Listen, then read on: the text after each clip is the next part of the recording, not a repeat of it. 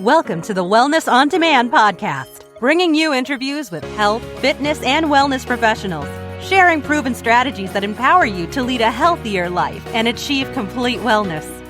Here's your host, Garvin Reid. Hello, listeners, and welcome to another episode of Wellness on Demand. I'm your host, Garvin Reid, and today I have with me two wonderful ladies. I have Souza-Donovan and Brittney Jory. They're both school psychologists from upstate New York, and we have them here today to talk a little bit about what's been happening in the world. So there's been a lot happening around the Black Lives Matter movement, around protests, and, you know, our children are viewing this on the internet. They're watching television. Some of them may be confused as to what's happening and why it's happening. Some of them may have known or experienced some of these things. And both Karen and Brittney are here to talk to us about how we can talk to our kids about racism, how we can talk to them about what's happening in the world today around the Black Lives Matter movement. Ladies, Karen, would you like to introduce yourself? I'm Karen Souza. I'm a school psychologist, as Garvin has already said. I live in upstate New York. I live with my lovely husband and two puppies, and I have training particularly in school-based ages, so that's 0 birth through 21. I have a background in bullying prevention, in substance abuse counseling, as well as crisis counseling. Thank you, Karen. Brittney, would you love to introduce yourself? Yeah, I'm just going to first jump in by saying that Karen introduced herself as Karen Souza, but since she got married. Oh, I did. Totally okay. I'm so used to it. It's funny, but anyways. So my name is Brittney Jory. I'm a school psychologist in upstate New York as well, which I think I'm from the Utica area originally, so to me it's central New York, but I know for people more south in New York, they think that we're in upstate New York, which is funny. But so yeah, I'm a school psychologist. I'm also a dog mom, which is amazing. I have a 2-year-old golden doodle almost, will be 2 in August. And my interests are definitely around trauma and trauma-informed practices in school psychology. I currently work in an elementary school that is pre-K to 5. Amazing. Thank you, ladies. Thank you for that. I'm going to jump in. You know, a lot of folks that I've spoken to that have kids and friends that have kids, you know, we've been talking about what's been happening in the world, and they're at a loss of what they say to their kids, how they say it, and what would be some of the advice you'd give a parent that wants to talk to their child about the Black Lives Matter movement and racism and what's happening in the moment right now? How would they explain that to their kids? Starting off heavy, Garvin. Oh my goodness. Yeah, jumping in.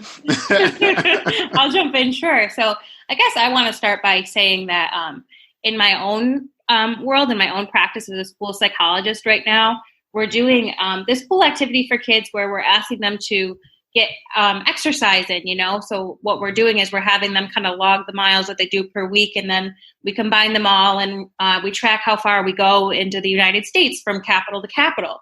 And then, you know, so we started in Albany, and then we, you know, kind of bounced around the Northeast and whatnot. And one of the things that we've been doing is once we get to a different state, we post like facts about that state and different things about it. And so when we got to Virginia, one of the teachers had this picture of her and her husband, and it was, they were by this sign that said Virginia is for lovers. And we were like, well, why is Virginia for lovers? Like, we had no idea. And so we were like, well, if we're going to share this picture with the kids, we should probably know, like, there must be a reason. And then that was when we found out that, like, that was where interracial marriage was first legal. But for some reason, like, you know, the teacher at the time, and I totally understand it, because it's like, oh, this is kind of a, you know, taboo thing to post about, to say that we're acknowledging that, you know, at one time interracial marriage wasn't legal, and it felt taboo. And now that I think about it, I'm like, but why is it taboo? We really have to have these conversations. And I think because it's so uncomfortable, we just kind of default to, like, it's kind of like talking to your kid about sex. It's like, oh God, I'm going to avoid that like the plague. It's uncomfortable. It makes me uncomfortable. But that's even more of a reason why you should talk to your kid about this kind of thing. And I think it's okay to say, like, I feel uncomfortable about this. And it is a topic that has a lot, you know, around it. But I think the first step in any kind of conversation is just acknowledging that it exists, like introducing the elephant in the room, if you will. I absolutely agree. You can't see me because we're obviously on a podcast, but I'm nodding. And, the making people, sometimes we need to be uncomfortable in order to grow and in order to learn. And also as a parent, be a good role model, avoid, stereotyping, avoid trying to not talk about the things that make you uncomfortable. And that's how you role model that it's okay to have these conversations. It's okay to be uncomfortable and have a conversation. It's completely okay to be transparent with your kids and say, yeah, this makes me a little uncomfortable too, but we're going to learn about this together and we're going to go through this together, especially older kids, middle school, high school. I don't know a lot about this movement. Let's learn about it together and let's do our research and let's go to people who are more knowledgeable about this and talk about it. Absolutely. Agreed 100%. As adults, we hate uncomfortable things. Kids are a lot braver than we are in that sense, where they're willing to be a little uncomfortable and jump into things. So sometimes it's good to just have that conversation with your child. A lot of people wouldn't know where to start, but like you said, just let's do the research together. Let's check on Google. Let's see what's happening in the world and find a way to break it down for your child. Now, have you guys ever had to deal with a situation in your careers where you've had to deal with a child and kind of walk a child through this process? And what's that been like? I worked at a school for at-risk youth and emotionally disabled youth. And in that program, we spoke a lot about discrimination. We spoke a lot about racism. We spoke a lot about sexism. We spoke a lot about classism. And all of these kind of concepts are ways that people get discriminated against. And it's important to continue to have these conversations and have these conversations about, not, that stereotype, not all cops are bad, not all, talk about the stereotypes and kind of break down those stereotypes that they don't apply. As kids, even like 2-year-olds, they're learning how to sort and organize information. And as adults, we realize that sometimes we don't need to sort all those information, that everybody's on the same page, and let's show the positives of being different. Mm-hmm. Yeah, and I know, like, for me, in my experience, in the school district I work in now, I would say that we have a smaller population of children of, color. But I think that in a previous district that I was in, it was more so that the faculty and staff population was primarily white, while the students were Black. And I think that there really was a disconnect there. And it was like, you don't see me for me. And I think that one of the things that I would, if nothing else, the one thing that I would want to share with families is do not teach your children to be colorblind. This is not about saying, oh, I don't see color and everyone is equal. Because unfortunately, the reality of that is yes, we are equal, but we haven't been treated equally. And so we need to educate our children on the difference of that, and that, we cannot just be colorblind and blind to differences. We have to acknowledge that, this is a student who very well have heard racial slurs, and what is your background? And knowing that I see you and I appreciate the background that you're bringing, and I acknowledge that, and what can I do to help you? And that's not just about being colorblind. It's about not having the same, reaction to, oh, you're gay, it doesn't matter to me. It's about, you're gay, I know you're gay, and what can I do to be an advocate for you so that you don't feel, people see you or judging. Yeah. Agreed 100%. And it's, when it comes to race and color, it's not, when you say I don't see color, it's like putting on a blindfold to cultural differences, right? Like there is obvious differences, and it's okay to acknowledge those differences. And embrace them. Exactly. And embrace them. What is not okay is to isolate or judge or, or be racist about those differences, but definitely identifying and embracing them is a good thing. In terms of dealing with children, with youth of color and those who face racism and experience those things, and even the LGBT community that whether it's just being dealing with their sexual identity and or dealing with their race, how have you guys dealt with that? I don't know, Karen, do you want to jump in or should I jump in first? You jump in first. I was just thinking that, that's a lot in one question. Sorry, I overloaded that question. Yeah, let's jump on. Let's stick to the first, dealing with kids that have faced racism and are handling it, and you as a school psychologist have to help them through that. How does that work, and how do you encourage parents to support their child through that? So I think that it's hard because we all have this mindset of when a child or even an adult come to us with a problem, we want to automatically fix it. We want to resolve it. But this is something that unfortunately is so much bigger than that. It's so much bigger than like I'm sorry that I hurt your feelings. So it really does take, the time, and it takes a lot of practice to learn about even being a school psychologist and how I can better myself. And it's something I definitely want to do. I think that in my interactions with, children who have experienced this, it's really important to, if nothing else, to be present in the moment and to just hear their experience and then validate how they feel. Validation is so powerful for children and adults alike, to just know that I hear what you're saying. And that's really where you're going to hear, their experience and how they interpret things. Whether they've made meaning of like something like a racial slur, and helping them to reframe that and say, well, just because so-and-so may have said this about you, that doesn't mean you are that. And reframing it to maybe so-and-so is just having a hard day today, or maybe so-and-so is just not understanding, but that doesn't mean it's how I associate myself with that word. So I think just being, transparent with kids and just being in the moment and listening to them and how they experience that. I agree with Brittney, and definitely, acceptance and compassion. When kids, take the kids' emotional cues and kind of, like Brittney was saying, listen to them and take in how this affected them, and, see what we can do in the kind of the environment and see what they can do in the environment. Because just as much as we talk about, anti-bullying and things like that, the role of the bystander is just as guilty sometimes as the one who's being bullied, the bullier. And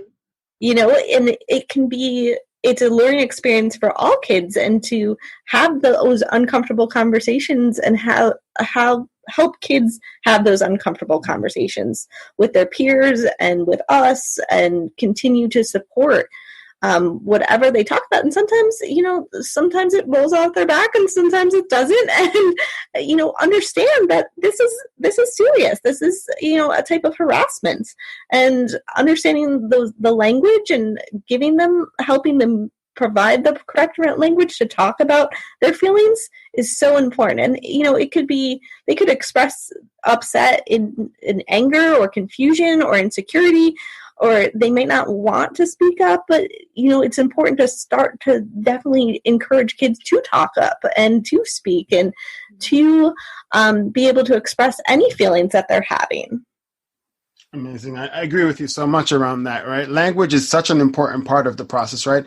It's how we communicate our internal emotions externally. And you touched on something really powerful, the bystander, right? So the bystander is just as guilty as the one that's provoking the situation.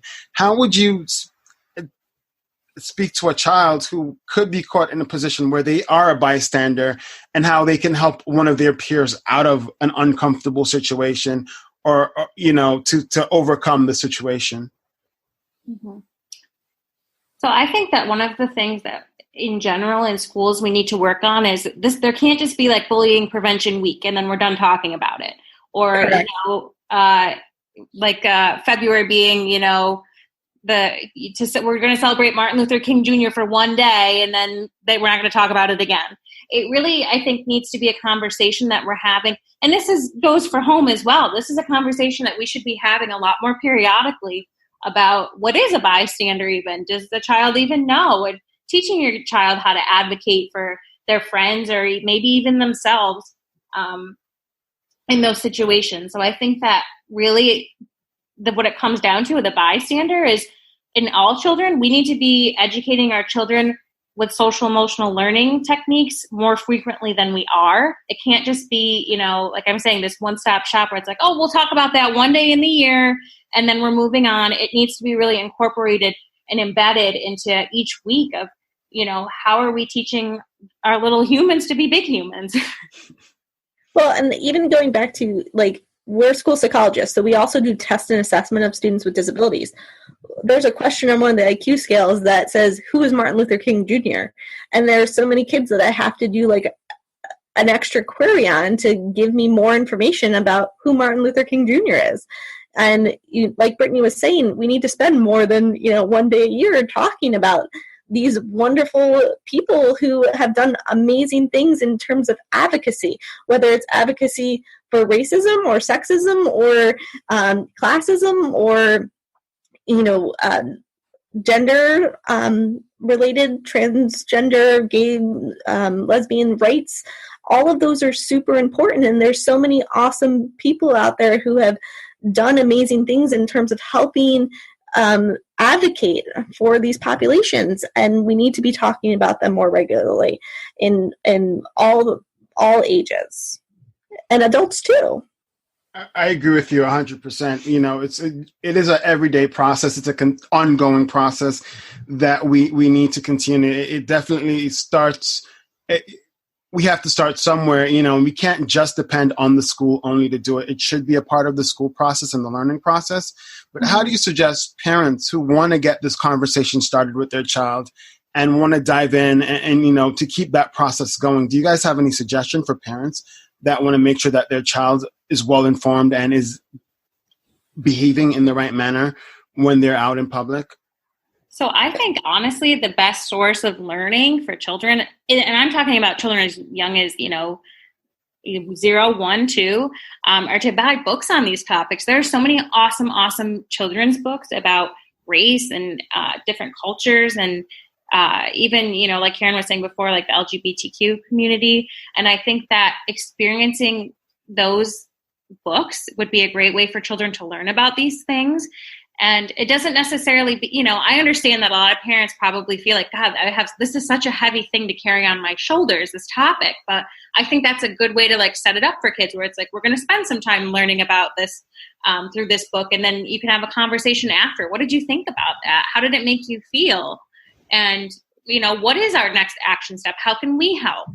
I think that's a really great topic. And I know when I was a kid, my mom, we traveled a lot when I was younger. And I think that really opened my eyes up to the world and different cultures and things like that. So, and I'm not even saying you need to travel. Of course, right now that would be hard to do, but just giving your children those experiences are really foundational. And and books are a great way to do that. And even talking about other cultures and what people do in other cultures, and, that we're all from different backgrounds, and our next door neighbor might have this even religious or culture, or these people do this and this is really cool, and and being open to that and not stereotyping people or countries or that we need to, or ethnicity, affiliations, appearance, because that can create prejudice, that stereotyping.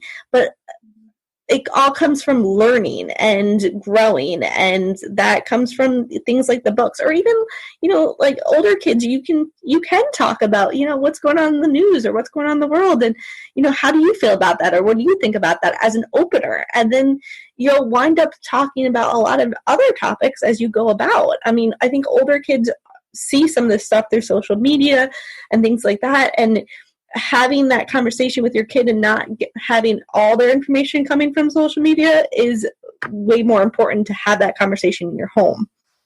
I agree. And kind of jumping off of what Karen just said, one of the worst things that we can do is do nothing, because then we're relying on the world to just teach our children about these things. And that can be so dangerous. We know that the media sensationalizes so many things. And, if our kids are just seeing police brutality on TV, or they're only seeing Black Lives Matter in a negative way on something, it can create fear. Yeah, absolutely. And so, the media really can portray it however they want, but we have control of how we're going to talk about these things. So I would say the worst thing that you can do is just not talk about it. And the best thing that you can do is just start small, like just starting with small books. And a lot of these books too are probably available on YouTube to be read through that. So I think that's a great first step. Amazing. Thank you for that. You touched on something that also concerns me a lot when it comes to kids, my own nieces and nephews. This topic is so polarizing on social media, right? So there's so many there are two different sides of it and such energy around it. Some positive energy, a lot of negative energy. How do I talk to my nieces and nephews around what they're seeing on social media? Do I tell them stop looking at social media? Do I look at their social media and say, hey, let's have a conversation about what you're seeing? How do I address that? Definitely, I would definitely talk to kids about what they're seeing on social media and having those conversations about it, especially older kids. But overall, kids have been so connected right now through this whole COVID pandemic. Times that you can spend as a family kind of talking about these things and working on those things is, in my opinion, a better time spent, and also trying to decrease the amount of time overall spent on social media is better for kids learning social skills and social interacting. I'm not saying don't do social media at all, just have those conversations and try to monitor and, make sure that your kids understand, or your nieces and nephews understand, that a lot of people have a lot of opinions and that this isn't from a research. Some of these aren't always research based. Some of these are just straight opinions. And educating and knowing the history behind these things and knowing the facts is so important, because once you add opinion to it, sometimes it becomes very personal and it becomes very, people get very passionate and have a lot of energy behind it, like you were saying, and you get both sides. And it's great that we can have those debates, but at the same time, when it comes to this kind of thing, it's not time for debate. It's how we can support each other as humans, how we can support each other, as adults, and teaching your children how to be a great human being is where we need to go, and having that empathy and sympathy towards people is so important. And I think jumping off of that too, that it's really important when talking to nieces and nephews or your own children or, someone else's children, it's important to not speak to them in a way that feels condescending or feels like you're judging them. Because if they feel like, oh, why did you look at this? Or you shouldn't be doing that. Of course they're going to, then you've just completely shut down the conversation. So when bringing up these topics, if you notice they're watching something on TV, you can even just say, hey, I noticed you were watching, this news station that mentioned Black Lives Matter or police brutality. What's up? You want to talk about it? And just keep it very low key. And one of the most important things I would say too is noticing your nonverbals, because nonverbals say a lot. If you look anxious talking about it, they're going to pick up on that and be like, oh God, this is not something that we could be talking about. So definitely monitor, do you feel calm, cool, and collected? And if you don't feel that way, can you at least express that on your face that this is okay, I'm okay, and I'm regulated, and I'm ready to have this conversation. Amazing. And that goes back to that feeling uncomfortable thing. It's okay to feel uncomfortable. Mm-hmm. Agreed. I think that's one of the hardest things, right? As an adult, to one, already be outside your comfort zone, but to be outside your comfort zone in front of your kids or your nieces or nephew, younger folks that look up to you, it adds that additional pressure, right? But you have to be okay with that and let them see that it's okay to be uncomfortable and to deal with uncomfortable things, so that they learn that's like you guys said earlier in the conversation, being a role model and modeling for them what that looks like, so that they can now take that to their peers or to wherever they go. They can now model that behavior as well. And I think one of the important things too when having these conversations with children is talking about what is in our control and what's not in our control. Because, when we talk about things like how there's systematic racism or something like that, it can feel really defeating to know that this has been going on for so long and feel like I can't do anything about it. So I think just talking about, well, what is in our control with this? We can control that the organizations that we donate to, how we educate ourselves, how we educate our friends. Those are our ways of working towards something that hopefully is going to be abolished at some point in history. Unfortunately, it's not right now, but it can just feel so overwhelming to know that this has been going on for so long. And it's not fair and feel like it's out of our control. So it's really important to just nail down what are our solid things that we can do to help this. And also the heroes that have kind of come before us that have also worked on these things too. And the steps that we have made towards, helping with some of this. I mean, we're not there, but we're definitely taking steps to, and this Black Lives Matter is super important in taking some of those steps as well, and helping the movement and helping educate people about what's going on. Definitely. I agree with you 100% there. It's definitely an important conversation to have with your friends, with your kids, it's with your spouses. It's overall an important conversation. I look at it from the standpoint of hashtag Black Lives Matter, but hashtag all lives matter as well.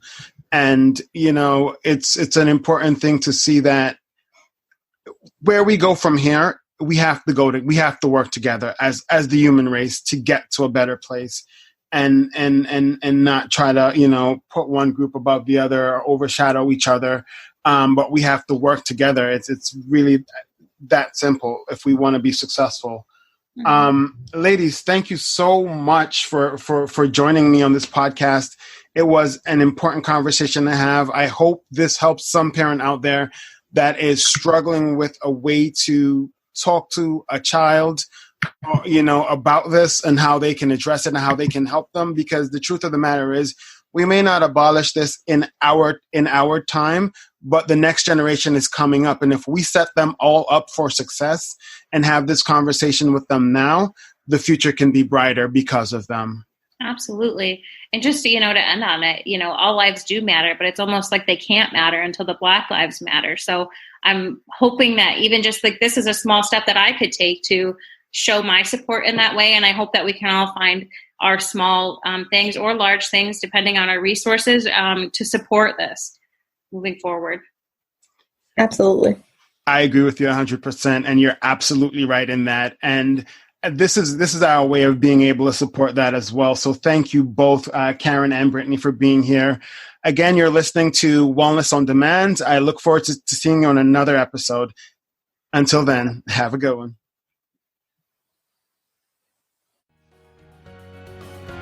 You've been listening to Wellness on Demand with Garvin Reid. To learn more about the resources mentioned on today's show or listen to past episodes, visit www.wellnessod.com.